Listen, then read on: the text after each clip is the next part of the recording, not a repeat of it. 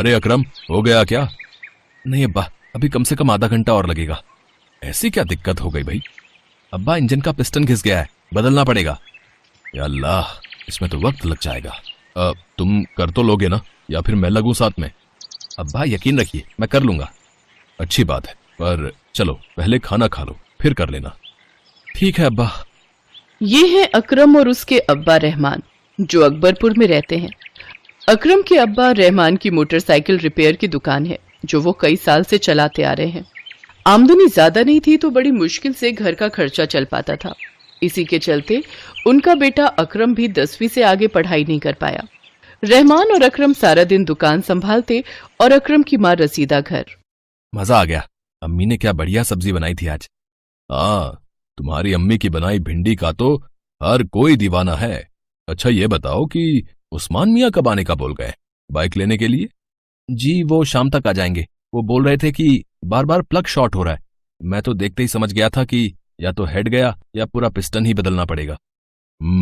तो पिस्टन बदले बिना काम नहीं चलेगा क्या? नहीं अब्बा, पूरा पिस्टन ही बदलना पड़ेगा, कोई जुगाड़ हो नहीं पाएगा। अब नहीं नहीं, ऐसा करो, नया पिस्टन ही लगा दो। खुदा ना खास्ता कहीं रात बेरात अगर गाड़ी ने धोखा दे दिया तो उस्मान मियाँ मेरे गले पड़ जाएंगे। ठीक है अब्बा, मैं बस अभी लग जाता हूँ काम पर। रहमान बहुत ही ईमानदार और मेहनती थे और यही गुण अकरम को भी उनसे मिला था। बल्कि असल में तो अकरम इस काम में अपने अब्बा से भी ज्यादा होशियार हो गया था। दरअसल उसे गाड़ियों का शौक बचपन से ही था। पेचकस, प्लास और पानी, यही सब उसके बचपन के खिलौने थे। वो जब भी दुकान पर खाली होता तो कुछ न कुछ नया बनाने की कोशिश में लगा रहता। उसकी इस आदत को देखकर उसके सारे दोस्त उसे पागल कहकर उसका मजाक उड़ाते थे। फिर एक दिन, अकरम सुनो जरा। जी अब्बा। देखो, मैं जरा उस्मान भाई के साथ बगल के गांव जा रहा हूँ, तुम अपना और दुकान का ख्याल रखना। अच्छा अब्बा, वैसे कोई खास काम से जा रहे हो? हाँ बेटा, वो उस्मान भाई को बकरा लेना है ना, बकरीद के लिए। अरे हाँ, पर अब्बा अभी तो कई महीने बाकी हैं। अरे बकरीद से ऐन पहले, पता है ना बकरे कितने महंगे हो जाते हैं। थोड़ा पहले खरीद लेंगे तो सस्ता मिल जाएगा। उस्मान भाई जिद कर रहे थे कि मैं साथ चलूं, तो मैं उन्हीं के साथ जा रहा हूँ। ठीक है अब्बा, अपना ख्याल रखिएगा। रहमान की आमदनी ज्यादा नहीं थी, इसलिए वो अपने लिए तो बकरा खरीद नहीं सकता था, पर वो अपने पुराने दोस्त उस्मान के लिए बकरा खरीदने उसके साथ चल दिया। रहमान के जाने के बाद अकरम दुकान में हर रोज की तरह कुछ नया बनाने की कोशिश करने लगा। शाम हुई तो रहमान और उस्मान एक बकरे को साथ लेकर वापस आ गए। अरे बाबा, ये तो खूब तगड़ा बकरा है। हाँ, कीमत भी तो अच्छी चुकाई है उस्मान भाई ने इसके लिए। अब चाचा, कितने का मिला आपको ये बकरा? अरे पूछो मत, 15,000 मांगे थे इसके। बड़ी मुश्किल से 12,000 में लेकर आया हूँ। सच में बड़ा महंगा पड़ा आपकी बार। अच्छी बात है। अच्छा चाचा, ये तो बताइए आपकी बाइक कैसी है? मतलब वो ठीक तो चल रही है ना? हाँ बढ़िया एकदम। रहमान भाई बकरे के चक्कर में बताना ही भूल गया। भाई मान गए, आपने तो हमारी बाइक एकदम ही चकाचक कर दी। नहीं भूल गया, भाई मान गए, आपने तो हमारी बाइक एकदम ही चकाचक कर दी। शुक्रिया भाई, पर इस बार सारा काम अकरम ने अकेले किया है आपकी बाइक में। अच्छा, अब क्या बात कर रहे हो? माशाअल्लाह, देखना रहमान भाई, अकरम एक दिन जरूर कुछ बनकर दिखाएगा। इंशाअल्लाह भाई। वक्त गुजरने लगा और कई महीने बीत जाने के बाद बकरीद नजदीक आ गई। फिर एक सुबह जब अकरम और रहमान अपने घर में सो रहे थे, तभी तेज हल्ले से उनकी नींद खुल गई। अब्बा उठिए, देखिए जरूर कुछ तो हुआ है बाहर। अरे हाँ, क्या हो रहा है? अब बाहर जाके देखना पड़ेगा। रहमान और अकरम घर से बाहर निकले तो देखा कि उनके मोहल्ले में रहने वाला फुरकान जोर जोर से चिल्ला रहा था। मेरा बकरा चोरी हो गया, मेरा बकरा चोरी हो गया। या अल्लाह, अब मैं क्या करूं? अब मैं कुर्बानी कैसे करूंगा? बकरा चोरी हो गया? और कब और कैसे? देखो ना रहमान भाई, रात में बकरे को यहीं बांधा था और जब सुबह उठा तो देखा कि कोई मेरा बकरा खोल के ले गया। पूरे 15,000 देकर खरीदा था मैंने वो। आसपास देख लो फुरकान भाई, कहीं रस्सी खोल कर चला गया हो।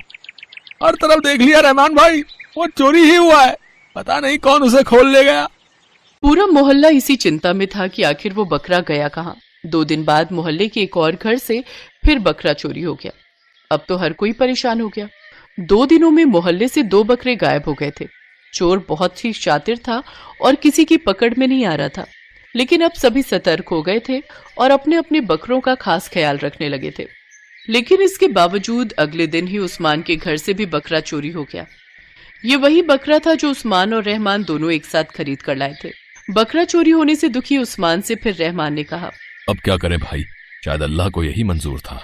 नहीं रहमान भाई, मैंने देखा था उसे रात को। वो चोर, वो एक औरत है। क्या बात कर रहे हो भाई? हाँ रहमान भाई, रात में खटपट हुई तो मैं फौरन बाहर आया। मैंने देखा कि एक औरत बुरके में मेरा बकरा खोलने की कोशिश कर रही थी। जब मैंने उसे रोकने की कोशिश की तो उसने मुझे ऐसा मुक्का मारा कि मैं तो बेहोश ही हो गया, और जब होश आया तो मेरा बकरा गायब था। उस्मान की बात सुनकर हर कोई हैरान था। पूरे इलाके में ये खबर फैल गई कि चोर एक औरत है जो रात के अंधेरे में बुर्का पहनकर आती है और लोगों के घरों से बकरे खोलकर ले जाती है। इसके बाद रहमान की दुकान में बहुत बुरा हुआ उस्मान चाचा के साथ। हाँ, और बताओ, चोर एक औरत है, खुदा खैर करे। अब्बा, मुझे नहीं लगता कि वो एक औरत है। क्यों, ऐसा क्यों लगता है तुम्हें? आप खुद ही सोची ना कि 5 फीट की दीवार फांद दी और उस्मान चाचा जैसे हट्टे कट्टे आदमी को एक मुक्के में बेहोश कर दे। अब और फिर इतना तगड़ा बकरा बगल में दबाकर एक औरत भला ले जा सकती है क्या? बात तो ठीक है तुम्हारी, पर अब करें तो क्या करें? एक तरकीब है मेरे पास। इतना कहते ही अकरम अपनी दुकान में गया और कुछ लोहे के पाइपों को साथ लेकर बैठ गया। वो उनकी वेल्डिंग करने लगा। फिर रात में, अब्बा ये लीजिए, तैयार हो गया हमारा बकरा। अब ये पकड़वाएगा उस चोर को। है पर ये तो, लेकिन ये कैसे पकड़वाएगा उस चोर को? बस अब्बा आप देखते जाइए, कल सुबह तक तो वो चोर सबके सामने होगा। दरअसल अकरम ने लोहे का एक नकली बकरा बनाकर तैयार कर दिया था और उस पर ऐसा पेंट किया था जिससे वो बिल्कुल असली बकरा लग रहा था। अकरम ने जानबूझकर उस नकली बकरे को अपने घर के खुले आंगन में बांध दिया और आराम से सोने चला गया। थोड़ी ही देर बाद अचानक बाहर के किसी के जोर से चीखने की आवाज आई। अब्बा उठिए, काम हो गया है? चलो चलो जल्दी चलो। जैसे ही अकरम और रहमान आंगन में आए तो उन्होंने देखा कि वाकई वहां पर बुर्का पहने चोर जमीन पर औंधे मुंह गिरा पड़ा था। अकरम और रहमान ने फौरन जाकर उसे पकड़ लिया और फिर पूरे मोहल्ले को इकट्ठा किया। वाह भाई अकरम, जो काम कोई नहीं कर पाया वो तुमने कर दिखाया। लेकिन ये तो बताओ, आखिर कैसे पकड़ा इस चोर को तुमने? चाचा, इस चोर को उल्लू बनाने के लिए मैंने लोहे का नकली बकरा बनाया और उसके गले में रस्सी के बजाय करंट वाली बिजली की तार बांध दी। बस फिर जैसे ही इस चोर ने बकरे को छुआ, हो गया इसका काम। बहुत बढ़िया बेटा, चलो अब जरा इन मोहतरमा का चेहरा तो देखें, और फिर इनसे अपने बकरे भी तो वापस लेने हैं। रसीदा बहन, जरा जाइए तो। उस्मान के कहने पर जैसे ही अकरम की मां रसीदा ने चोर के चेहरे से पर्दा हटाया तो वहां मौजूद हर कोई हैरान रह गया। बुरके के अंदर कोई औरत नहीं बल्कि फुरकान था। वही फुरकान जिसका बकरा सबसे पहले चोरी हुआ था और उसके बाद से ही लगातार बकरे चोरी हो रहे थे। उस्मान ने आगे बढ़कर फुरकान से पूछा, क्यों बे, क्या है ये सब है? तेरा तो खुद का बकरा चोरी हुआ था ना, सच सच बता, वरना मुझे माफ कर दो भाईजान, माफ कर दो। मेरे मन में लालच आ गया था, इसलिए मैंने आप सबके बकरे चुराए। पर तेरा खुद का बकरा वो कहाँ गया? वो असल में मैंने अपना बकरा बेच दिया था और फिर आप सबसे झूठ कहा कि वो चोरी हो गया, ताकि आप सब मुझे बेचारा समझे और मुझ पर कोई शक ना करे। मुझे लगा था कि ऐसा करके मैं कभी पकड़ा नहीं जाऊंगा और सबके बकरे ईद से ऐन पहले महंगे दामों पर बेचकर खूब पैसे कमाऊंगा। बेटा, चाल तो तेरी अच्छी थी, पर मेरे अकरम के सामने चल नहीं पाई। इसके बाद मोहल्ले के लोगों ने फुरकान को पुलिस के हवाले कर दिया और फिर सभी ने होशियार अकरम की पीठ थपथपाई। साथ ही बकरीद का त्योहार भी खूब हंसी खुशी के साथ मनाया।